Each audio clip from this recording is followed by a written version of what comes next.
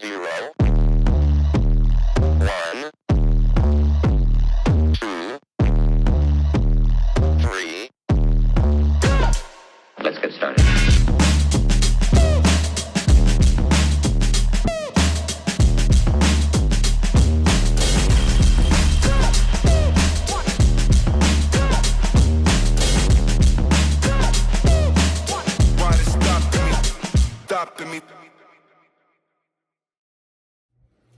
Good afternoon, YouTube. All right, man. So coming at you guys on a Saturday, Coach Brisson back at you for some more double wing content.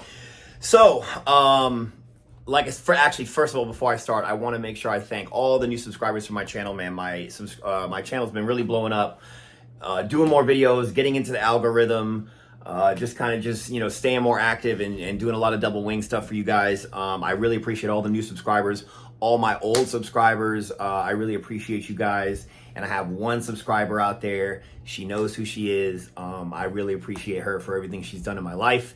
So I'm just going to keep pushing and pushing on and trying to help coaches all over the country and outside the country with their systems. So before I go too far, again, if you like my videos, don't forget to like, comment, subscribe. Helps me grow my channel.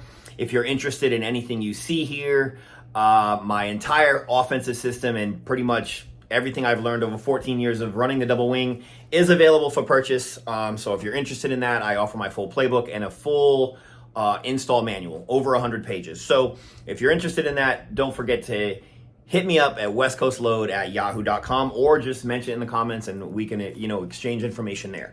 So if you saw by today's intro video, to get to what I want to talk about is I want to do a play spotlight on a kind of like an underutilized counter in the double tight double wing formation. I pretty much only run this from double tight double wing under center. So it's kind of like a throwback counter, and it's called the Ray 35 counter cutback or the Lee 24 counter cutback. It's also been known in double wing counters for all you OG double wing guys. It's been known. It's been called the YoYo counter because it basically your wing back goes in motion, gets the toss, and goes back towards the side he came from, which is really non-standard. So I wrote down a bunch of notes about as far as like setting this play up, how I block this play. And just number 3, just coaching points, just a little bit. This play does take a little bit of timing, and it takes a little bit of, you have to spend some time on it because the timing is really a big thing. But once this play is in your system, it's something I go to. Honestly, I don't run it that much, just simply because I don't consider it part of like my main arsenal. Because it relies on a couple of things, and I'll get to that once we, do a whiteboard of how I use this play as one of the weapons in my offense. So, with no further ado, let's go to the whiteboard. Okay, so the first thing I want to discuss really when trying to, set up this play and get this play as something that is going to, be a big successful counter for you guys is setting this play up using the influence of motion, okay? You have to continue to run Ray 34 power as your base play. No matter what set you come out, anytime that they see this kid always going in motion, you want to, condition the defense to thinking it's always going to be run to this side. So this play has to be set up with the complementary play of Ray 34 power. This play is not going to work until they've seen Ray 34 power or Ray 34 blast, at least 4, 5, 6 times during the game to kind of condition their first step. You see how I've showed everybody kind of flowing to the right?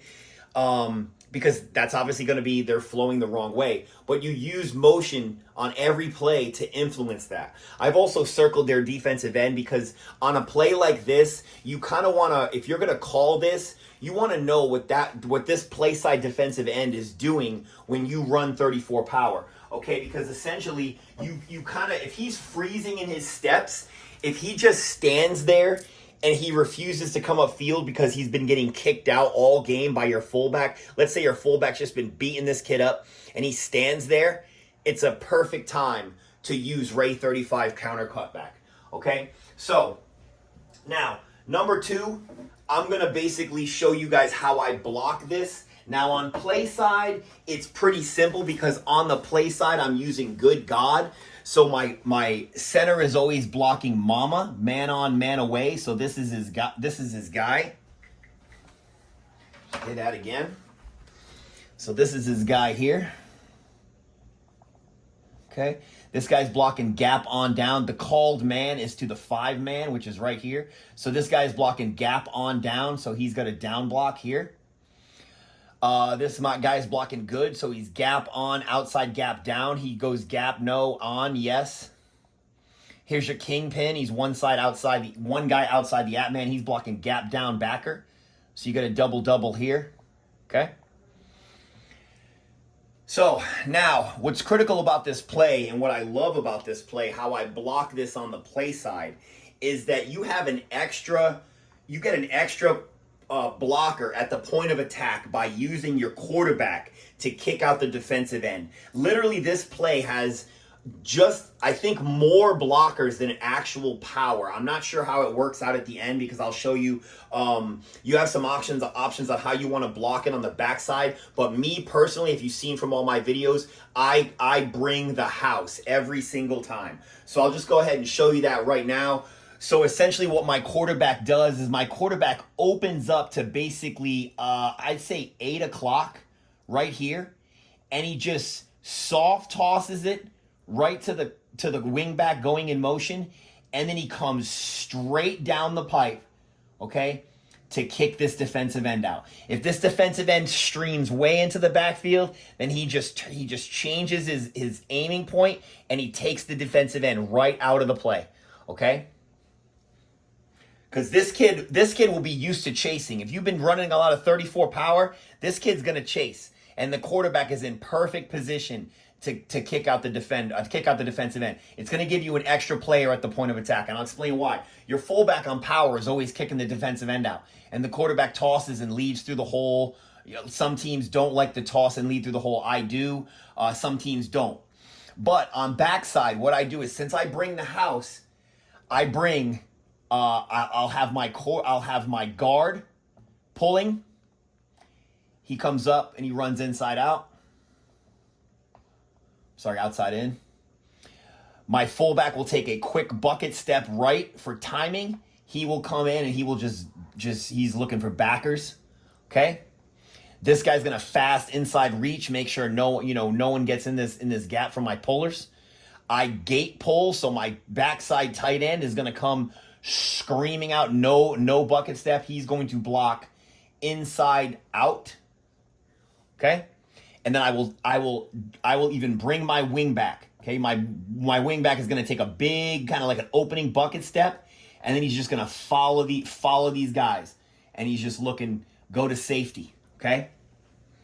Now that's how I block the full play side and backside. So as you can see, you got 2 double teams, and you've just got a ton of people coming to the hole. You got a guard, fullback, backside tight end, and your wing back. Okay. That's why it's essential that you have frozen this kid using your power play, okay?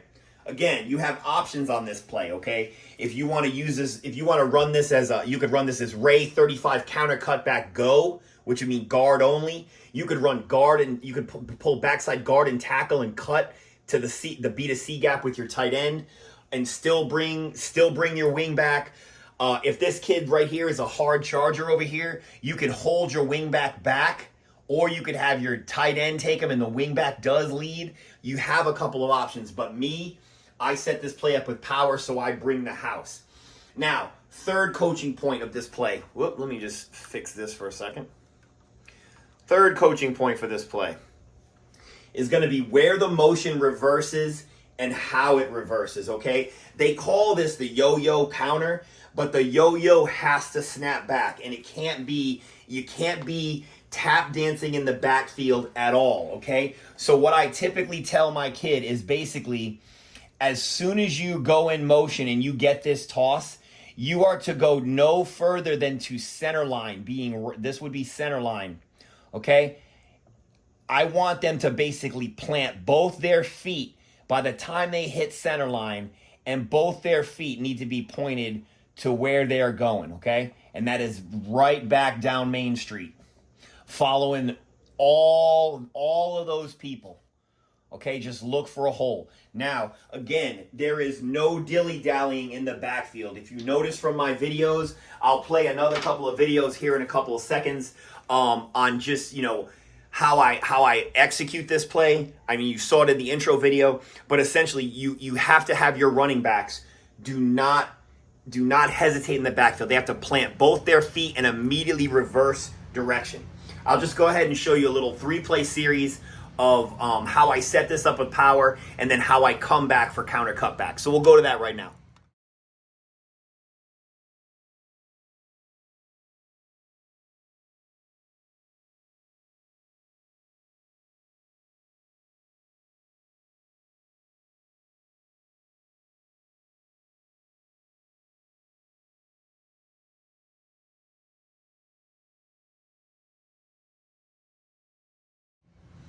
All right, guys, so I hope you enjoyed that tutorial, man, on Ray 35 counter cutback and the otherwise known as the yo-yo counter. So I hope you got something from this, man, and I hope you enjoyed how I block it.